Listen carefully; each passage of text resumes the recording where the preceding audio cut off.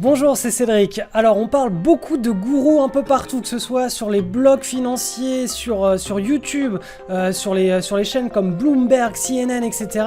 Mais qu'en est-il vraiment de leurs prévisions et quels sont les bons gourous et les mauvais gourous? Vous allez voir que dans cette vidéo, il y a tout un monde entre la communication qui passe et qui est visible de l'audimat, nous, et ce qui se passe juste derrière pour les gourous qui gèrent l'argent en direct de leurs clients.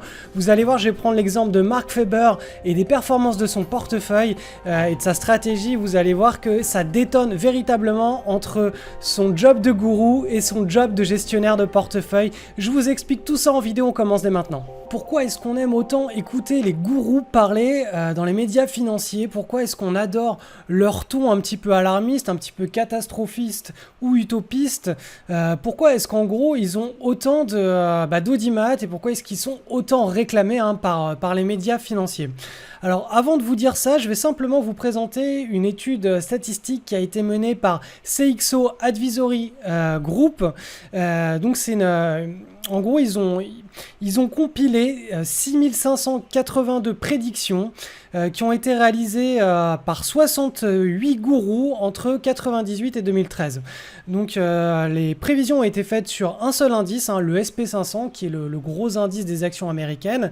Et donc ces prédictions, elles étaient à la louche. C'est-à-dire qu'à chaque fois qu'un de ces gourous, de ces 68 gourous, disait « Voilà, sous 1 mois, 3 mois, 6 mois ou 12 mois, je vois l'indice évoluer à la hausse ou à la baisse de tant de pourcents », et ben l'étude prenait en compte cette prédiction et ensuite il faisait tout simplement un état des lieux. Est-ce que oui ou non ça s'est produit ou pas? Alors là, vous voyez que sur ce graphique, on a un taux de réussite qui est aux alentours de 47% et que plus le nombre de prédictions augmente et plus on tend vers du 50-50, tout simplement pour mettre en avant le fait que les gourous qui sont censés être des spécialistes en économie se trompent comme tout le monde une fois sur deux. C'est du pur hasard. Alors pourquoi est-ce qu'on entend toujours parler de ces gourous dans les médias financiers et pourquoi est-ce qu'on aime autant les écouter? Alors tous les gourous savent que pour être médiatisés et faire sensation, ils doivent annoncer des choses qui sont extrêmes, du style l'or va doubler d'ici la fin de l'année ou le SP500 va perdre 60% de sa valeur dans l'année. Et pourquoi est-ce qu'ils annoncent ce genre de choses extrêmes? Tout simplement parce que les médias adorent ce genre de propos, c'est du sensationnel, ça fait de l'audimat et du coup les médias les réinvitent tout le temps et ils font perdurer ce petit jeu depuis des décennies.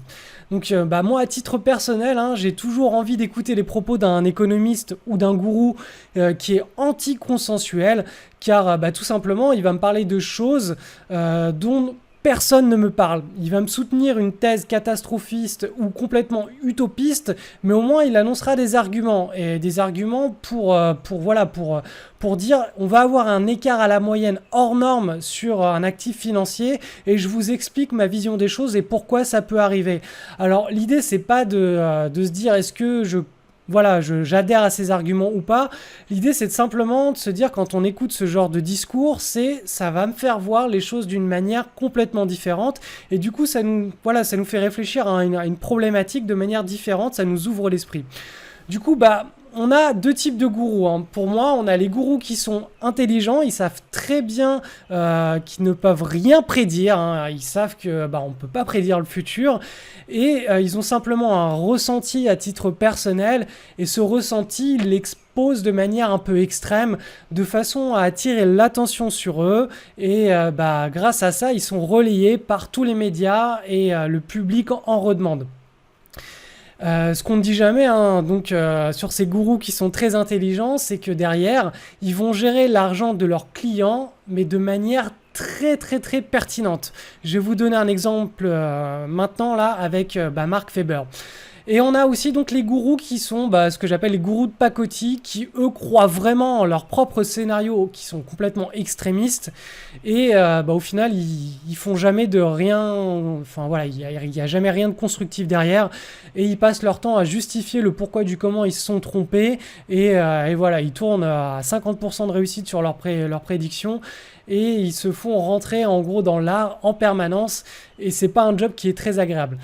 Par contre, les gourous qui sont intelligents, comme Mark Faber, eux, ils ont des approches de gestion de portefeuille qui sont très pertinentes. Et justement, Dr Doom, hein, qui est le surnom de Mark Faber, qui est un gestionnaire de patrimoine suisse qui a vécu un peu partout dans le monde. Je vais vous montrer les performances de son approche, hein, de sa stratégie de gestion de patrimoine, et vous allez voir que ça absolument rien ne repose sur des prédictions. Tout est vraiment bien calibré. Alors la stratégie de Mark Faber, elle est relativement simple. Il divise son portefeuille en 5 classes d'actifs qui sont complètement différentes les unes des autres et qui sont censées ne pas être corrélées ou trop corrélées les unes aux autres. Donc il va mettre 20% en immobilier, 20% en actions, 20% en or et 20% en cash. Et chaque année, il va s'occuper de tout simplement rééquilibrer tout son portefeuille. Alors Mark Faber, c'est pas quelqu'un qui va investir uniquement aux États-Unis ou uniquement en Europe. Il va davantage aller chercher de l'alpha. Il va aller voir un petit peu voyager dans les différents pays du monde. Il va investir dans de l'immobilier en Asie. Il va investir dans de l'immobilier en Europe. Enfin bref, ce sera un peu partout dans le monde au fil des opportunités qu'il va trouver. Mais son portefeuille aura toujours ce format de 20% sur chaque classe d'actifs. Là, je vous ai mis un exemple d'un backtest que j'ai fait tout simplement. En bleu, vous avez la courbe d'évolution de la stratégie de Mark Faber sur le marché américain uniquement. Donc là, c'est 20% d'immobilier américain, 20% de SP500, 20% d'or coté en dollars et 20% d'obligations long terme américaines aussi. J'ai oublié de dire que dans son portefeuille, il y avait 20% d'obligations long terme américaines et 20% de cash. Donc là, vous voyez que depuis 1971, il a eu un rendement de 9,5% en moyenne par an, avec les pires années, on a fait moins 9% la pire année. Donc il faut savoir que c'est un portefeuille qui est quand même relativement volatile, hein. Si on va un petit peu voir ce qui se passe au mois, on va vraiment avoir des gros drawdowns, hein, des mouvements adverses sur le portefeuille qui seront assez importants. Cependant, cette approche, elle a été éprouvée à travers le temps, à travers de nombreuses décennies, à travers plusieurs siècles de cotation. Et je sais que personnellement, il a fait ses tests sur 2 siècles. Et les retours sur investissement sont largement au-dessus de l'inflation. Il y a beaucoup de volatilité, mais quand on est dans une optique d'achat-conservation et d'acheter des actifs en physique, ça a vraiment beaucoup de valeur dans le sens où la fiscalité, elle sera relativement faible puisqu'on n'est pas dans de l'achat-revente en permanence, donc on ne va pas être imposé sur des plus-values de manière comme ça chaque année, de manière régulière. On va se construire un patrimoine financier et on va justement affronter les différents cycles économiques sans se prendre, par exemple, comme le marché des actions, moins 60% sur son portefeuille. Donc voilà, il y a vraiment une vraie pertinence dans la structure de ce portefeuille. Et ce que va faire Mark Faber, lui, c'est qu'il va aller bien au-delà. Il va aller chercher de l'alpha pour chaque classe d'actifs. Donc par exemple, pour les obligations d'État à long terme, il va aller en chercher aux États-Unis, mais il va aller aussi en chercher dans d'autres pays.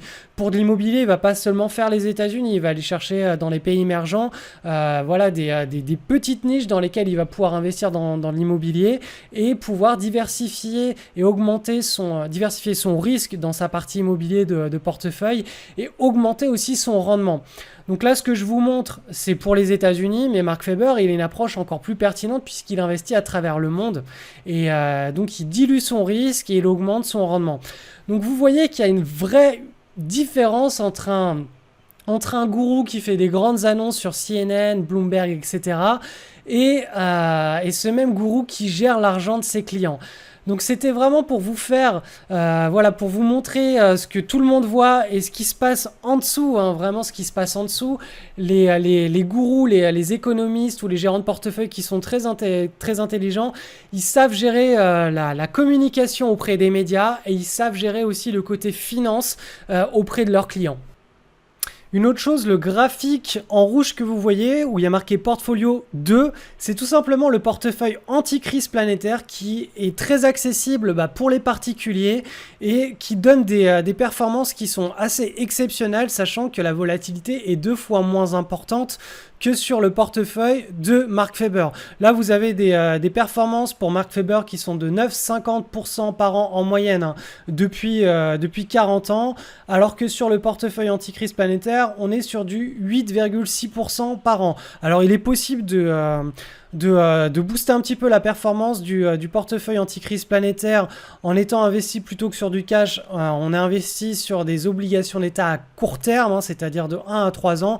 Et là, effectivement, on va augmenter les rendements sans augmenter la volatilité du portefeuille. Le max drawdown, c'est le mouvement adverse qu'on connaît depuis le plus haut du portefeuille jusqu'à son plus bas pendant l'évolution du portefeuille au fil des années. Je voulais aussi vous dire qu'en ce moment, là, pendant 4 jours, il y a une belle promotion sur la formation du portefeuille anti-crise planétaire. Je vous enseigne dans ce portefeuille-là comment, en tant que particulier, le mettre en place et être investi sur des produits les plus physiques possibles, c'est-à-dire avec un risque de défaut tant qui soit au niveau institutionnel, géographique, au niveau de l'émetteur, au niveau des produits financiers dans lesquels vous allez investir.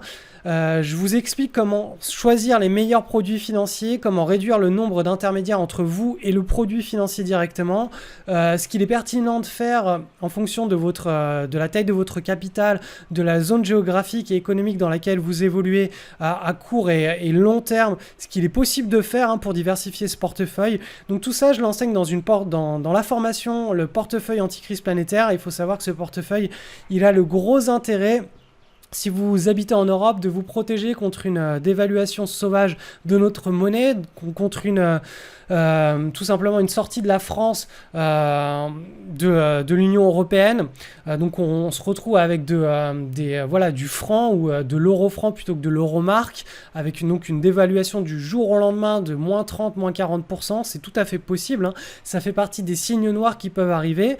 Et si tous ces signes noirs n'arrivaient pas, par exemple, je sais pas moi, une faillite de l'État français, ou une faillite en cascade de nombreuses banques françaises, si tout ça n'arrivait pas, au pire du pire, vous avez un portefeuille qui vous ramène en moyenne 9,5% par an depuis plus de 40 ans. Donc c'est quand même des rendements qui sont assez exceptionnels. Mais le gros avantage de ce portefeuille, vraiment, le but d'un tel portefeuille, c'est de se protéger de manière la plus physique qui soit de tout un tas d'événements économiques et géopolitiques. Et ça, c'est vraiment des événements qui sont au niveau planétaire. C'est au niveau microéconomique pour un petit pays, autant qu'au niveau macroéconomique pour un ensemble de pays, etc. Donc, je vous ai mis un lien sous cette vidéo pour avoir accès à tout le descriptif de ce portefeuille. Vous allez apprendre beaucoup de choses. Si vous ne voulez pas suivre cette formation, lisez au moins la page. Vous allez apprendre énormément de choses. Je vous explique les fondements du portefeuille, comment le gérer, quels sont les risques systémiques que ce portefeuille nous permet de nous couvrir tout simplement.